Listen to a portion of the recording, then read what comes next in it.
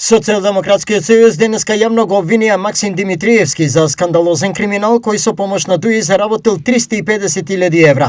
ВМРО ДПМН пак побара од Филипче да се откаже од наркодилерот Антон Стојков и го прашаа чии интереси тој штити. Денес јавно го презентираме во детали најголемиот урбанистички корупцијски скандал што го видело Куманово во последните децении.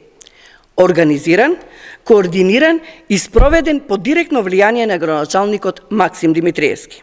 Во август 2023 Општина Куманово распишува тендер за продажба на државно земјиште во индустријската зона Речица. Се знае однапред, купувач ќе биде Lidl. Продажбата е директна од државата кон Lidl со цена од 5,5 милиони евра. Дотука нема ништо спорно. Но сега внимавајте.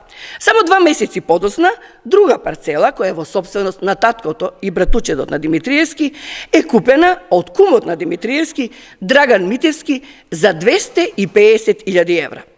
По само неколку дена, истата парцела е препродадена на Lidl за 600.000 евра. Втор ден како Филипче молчи и не се откажува од наркодилерот Антон Стојков.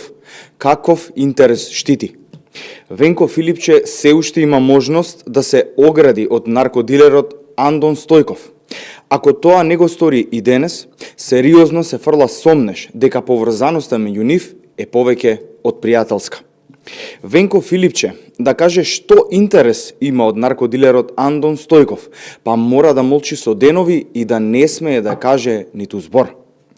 Дали на Венко Филипче поважни му се пријателите наркодилери од самата партија?